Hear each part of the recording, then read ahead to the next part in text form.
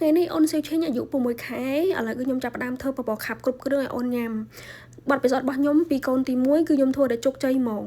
ការញ៉ាំរបស់កូនខ្ញុំអូនស៊ីញពីតូចរហូតដល់ធំគឺគាត់រកចំណីញ៉ាំបានគ្រប់មុខហើយឥឡូវគឺខ្ញុំដើរតាម floor ដដែលគឺខ្ញុំចាប់ផ្ដើមធ្វើបបរខាប់គ្រប់គ្រឿងឲ្យអូនញ៉ាំហើយសម្រាប់អង្គដែលខ្ញុំជ្រើសរើសដំបូងគេខ្ញុំជ្រើសរើសភេទអង្គជប៉ុនដោយសារនេះវាមានប្រូតេអ៊ីនច្រើនចាស្បូរធម្មពលជំនួយកម្លាំងកសំខាន់រសជាតិឆ្ងាញ់ហើយទន់ល្មើយហ្មងណាចាហើយសម្រាប់ផ្នែកបន្លែគឺខ្ញុំមានផ្ទីមានខ្ទឹមបារាំងហើយសាច់គឺខ្ញុំយកសាច់ជ្រូកចំអិនអង្គជប៉ុនមុននឹងយើងចំអិនគឺយើងអាចត្រាំជាមួយទឹកក្តៅទៅដើម្បីឲ្យវាឆាប់រីកព្រោះដោយសារអង្គជប៉ុនរសជាតិឆ្ងាញ់ប៉ុន្តែត្រូវការរម្ងាស់យូរសម្រាប់ទឹកពេលដែលខ្ញុំដាំពុះហើយគឺខ្ញុំចាក់ផ្នែកអង្គជាមួយនឹងសាច់ចូលគ្នាតែម្ដងរម្ងាស់ឲ្យបែកម៉ត់ចាបហើយគឺខ្ញុំចាប់ផ្ដើមដាក់ខ្ទឹមបារាំងចូលខ្ទឹមបារាំងរៀងឆ្អិនល្មមគឺខ្ញុំដាក់ផ្ទីចូលផ្ទីនឹងខ្ញុំដាក់ចុងក្រោយសារប្រភេទផ្នែកបន្លែបៃតងនឹងគឺខ្ញុំអត់រម្ងាស់យូរទេតែវាឆ្អិនល្មមទៅគឺខ្ញុំចាប់ផ្ដើមយកទឹកស៊ុបថ្លាខ្ញុំយកមកដាក់ណាទឹកស៊ុបថ្លានឹងគឺខ្ញុំដាក់នៅពេលដែលខ្ញុំចង់បានបរិមាណល្មមដែលខ្ញុំចង់បានក្នុងករណីថាបបរនឹងចង់បានរាវអញ្ចឹងគឺខ្ញុំដាក់នៅខាងក្រោយគេរម្ងាស់តាមបរិមាណដែលយើងចង់បានអញ្ចឹងណាចារម្ងាស់តែបន្តិចទៅគឺយើងអាចផលិតភ្លើងបាន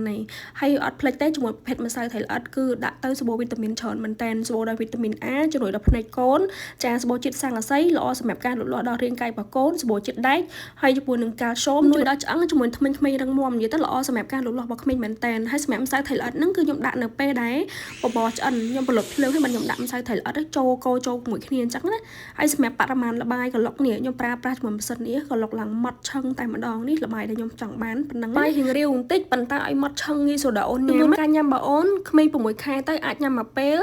គឺ2ស្លាបព្រាបាយឬក៏3ស្លាបព្រាបាយទៅបានហើយមកអត់តន់ច្បាស់ទេអាចប្រើជំវីប្រភេទកែវនេះដែលមានក្រិត ml ទៅតាមអាយុកូនគឺងាយស្រួលមើលតែម្ដងហើយសម្រាប់ខ្ញុំក៏ខ្ញុំប្រើកែវនឹងដែរទុកឲ្យអូនញ៉ាំពេលថ្ងៃហើយនេះគឺខ្ញុំមុននឹងឲ្យកូនញ៉ាំគឺខ្ញុំបន្ថែមជាមួយប្រេងអូលីវដើម្បីដល់ជួយសម្រួលដល់ពោះវៀនកាពះរបស់អូនដំណើរការបានល្អចាសម្រាប់ក្មេង6 ខែទៅសម្រាប់ប្រេងអូលីវនឹងគឺយើងដាក់ជារៀងរាល់ដល់ពេលដែលកូនញ៉ាំតែម្ដងដោយសារនេះគឺជាប្រភេទប្រេងល្អមែនតើសម្រួលដល់ពោះវៀនកាពះរបស់អូនដំណើរការបានល្អហើយចាល្អដល់ប្រព័ន្ធប្រសាទរបស់កូនចាជួយប្រយុទ្ធប្រឆាំងជាមួយនឹងជំងឺទឹកនោមផ្អែមផងដែរខាងចុងវីដេអូនេះខ្ញុំសូមណែនាំជាពិសេសសម្រាប់ម៉ាក់ប៉ាដែលគាត់មានកូនចាប់ផ្ដើមញ៉ាំចំណីអាហារចាចំហុយជាបន្លែផ្លែឈើឲ្យគាត់ញ៉ាំអញ្ចឹងឬធ្វើបបរខាប់គ្រប់គ្រឿង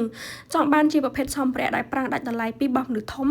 ចានេះគឺសម្រាប់កូនក្មេងតែម្ដងមានជាប្រភេទម៉ាស៊ីនកិនឆ្នាំងកិនបបរចានស្លាបព្រារបស់គាត់ឬក៏សម្ភារៈផ្សេងអញ្ចឹងគឺខាងខ្ញុំមានចាប់ជាឈុតតូចឈុតធំតាមកញ្ចប់សម្រាប់ម៉ាក់អាចជ្រើសរើសតាមតម្រូវការបានបើសិនជាចាប់អារម្មណ៍អាចតាក់ទងជុំពេករបស់ខ្ញុំបានណា